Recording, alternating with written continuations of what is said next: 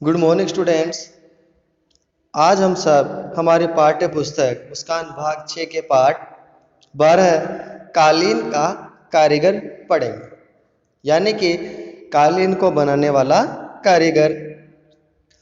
प्रस्तुत पाठ में बाल श्रम पर एक प्रकार से आक्षेप किया गया है कि हमारे समाज में आज भी ऐसे लोग हैं जो अपने स्वार्थ को पूरा करने के लिए, अपना पैसा बचाने के लिए छोटे छोटे बालकों से अत्यधिक काम करवाते हैं, बाल श्रम करवाते हैं। जबकि हमारे संविधान ने हमें अधिकार दे रखा है कि कोई भी किसी नाबालिग बालक से बाल श्रम अर्थात छोटे बालकों से काम नहीं करवाएगा। परंतु आए दिन हम देखते हैं हाईवे पे, होटलों पे अनेक छोटे छोटे बच्चे झूठे बर्तन मांजते हुए, चाय बनवाते हुए आदि काम करते हुए मिलते हैं। परंतु ये एक प्रकार से अपराध है। बहुत से माँ बाप जो अत्यंत गरीब होते हैं, जिनके पास दूसरा कोई साधन नहीं होता है, वह अपने जीवन को चलाने के लिए अपने छोटे बच्चों को मजबूरीवश काम पे भेज देते हैं, जहाँ उनका शोषण किया जाता है, उन पर अत्याचार किए जाते हैं और उन्हें 12-12 घंटे 24-24 घंटे तक काम कराया जाता है। ढंग से खाना नहीं दिया जाता है, सोने नहीं दिया जाता है। ये सब हमारे समाज में व्याप्त एक गंदगी है। प्रस्तुत पाठ में भी ऐसे एक बालक अजीज की कहानी बताई गई है कि किस प्रकार वह बालक अपने माँ बाप की गरीबी के कारण एक फैक्ट्री के कालीन की फैक्ट्री में काम करने आता है, परंतु वहाँ का मालिक उसे अपने माँ बाप के पास मिलने भी नहीं भेजता है, उसे ढंग से खाना भी नहीं दिया जाता है और उससे अत्यधिक काम भी लिया जाता है। इस प्रकार वह एक बालक को ये घटना बताता है। वह बालक विक्की अपने माता पिता के जरिए उस बालक अजीज को उस कारखाने से मुक्त करवाता है। इसी घटनाक्रम को प्रस्तुत पाठ में बताया गया है। देश में बाल श्रम को रोकने के लिए सख्त कानून बनाए गए हैं, परंतु इन कानूनों का प्रयोग आज भी नहीं हो पा रहा है। कुछ तो हमारे अज्ञानतावश या कुछ इस कारण से हम किसी बालक को काम करते देख भी लेते हैं तो हम सोचते हैं हमारा क्या, ये कौन सा हमारे परिवार का है। इस प्रकार उसको अनदेखा करके हम निकल जाते हैं।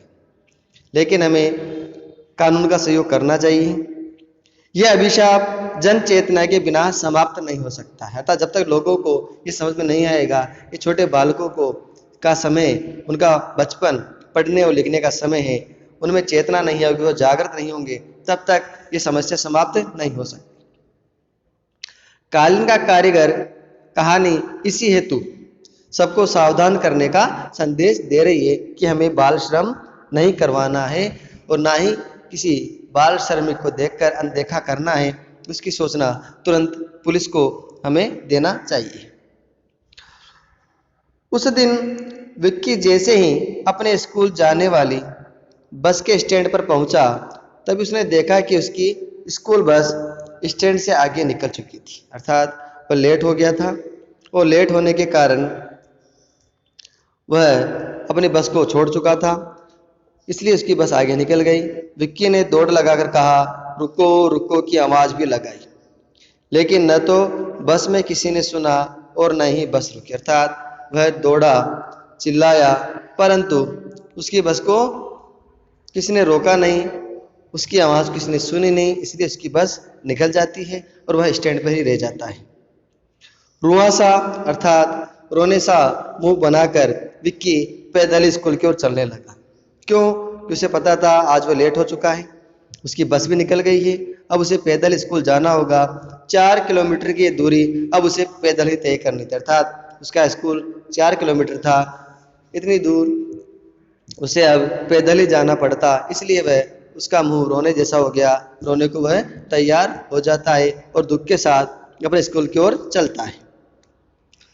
पैदल चलते चलते विक्की जब एक बड़ी सी बिल्डिंग के पास से निकल रहा था, तभी उसने अपनी ही आयु के तभी उसने देखा कि उसकी ही आयु का एक लड़का उस बिल्डिंग की खिड़की की में लगी ग्रिल का मतलब होता है जाली में से उसे इशारे से अपने पास बुला रहा था। विक्की पैदल जा रहा था, परंतु जैसे ही बड़ी बिल्डिंग के पास पहुंचा, एक अपनी ही उम्र का लड़का उसे अपने पास आने का इशारा कर रहा था। वैसे तो विक्की अजनबियों से बातचीत नहीं करता था, पर उस पतले से सांवले लड़के की आंखों से छलक कर गालों पर रुकी आंसुओं की 2 बूंदों ने उसे उसके पास जाने को मजबूर कर दिया। क्यों? क्योंकि विक्की अजनबी अर्थात जिन्हें वह जानता नहीं था, उनसे बातचीत नहीं करता था। क्या पता कौन अपराधी हो और उसका अपहरण हो जाए या उसके साथ कोई गलत व्यवहार हो जाए, इसलिए वह किसी अजनबी से बात नहीं करता था। और हमें भी किसी अजनबी से रास्ते में अगर कोई रोके तो बात नहीं करना चाहिए। परंतु जब उसने देखा कि वह सांवला लड़का रो रहा है, उसकी आंसुओं की बूंदें उसके गालों पर रुकी हुई, अर्थात वह रो रहा है, उसे उसके पास जाने पर मजबूर कर दिया था। उसके दुख को देख करके वह विक्की उस बालक जो उसे बुला रहा था उसके पास चला जाता है। विक्की के पास जाने पर उस लड़के ने बताया कि वह बिल्डिंग कालीन बनाने का कारखाना था। कारखाना अर्थात फैक्ट्री जहां पर कालीन बनाई जाती थी। और लड़का बोला, मेरा नाम अजीज है। लड़के ने क्या बताया कि उसका नाम अजीज है और ये जो बिल्डिंग में वह रुका हुआ है, जहां उसे विक्की को बुलाया था, ये बिल्डिंग एक फैक्ट्री है जहां पर कालीन बनाया जाता है। कालीनों के इस कारखाने में मेरे जैसे कई लड़के कैद गुलाम हैं। अर्थात अजीज बड़ा मजबूर था, दुखी था, अपनी मदद को किसी न किसी को ढूंढ रहा था और किस्मत से, भाग्य से उसे विक्की दिख जाता है। विक्की को अपने पास बुलाता है और सारी घटना उसे बता रहा है कि ये बिल्डिंग जो आप देख रहे हैं ये कालीन बनाने की फैक्ट्री है, जहां मेरे जैसे कई लड़के कैद हैं, अर्थात उन्हें जबरदस्ती जबरन गुलाम बनाकर, सेवक बनाकर इस बिल्डिंग में रखा गया है। और उनसे क्या करवाया जाता है? उनसे कालीन बनवाए जाते हैं। यह हमें सुबह 5 बजे से लेकर रात के 8 बजे तक काम करना पड़ता है। और इतना समय तक तो कोई बड़ा भी काम नहीं कर सकता है, क्योंकि हम जहाँ भी जिस भी डिपार्टमेंट में काम करते हैं, जो हमारा कार्यालय है, वहाँ हमारे ज़्यादा से ज़्यादा 6 घंटे, 7 घंटे, 8 घंटे काम कर लेते, इससे ज़्यादा नहीं करते। परंतु उस छोटे से बालकों को 5 बजे से लेकर रात के 8-8 बजे तक दिन भर काम करवाया जाता था और सिर्फ दोपहर को खाना खाने के लिए 1 घंटे की छुट्टी मिलती थी। अर्थात उन्हें दिन भर काम में लगा रहना पड़ता था। उन छोटे से नन्हे मुन्ने बालकों से अत्यधिक शारीरिक श्रम करवाया जाता था।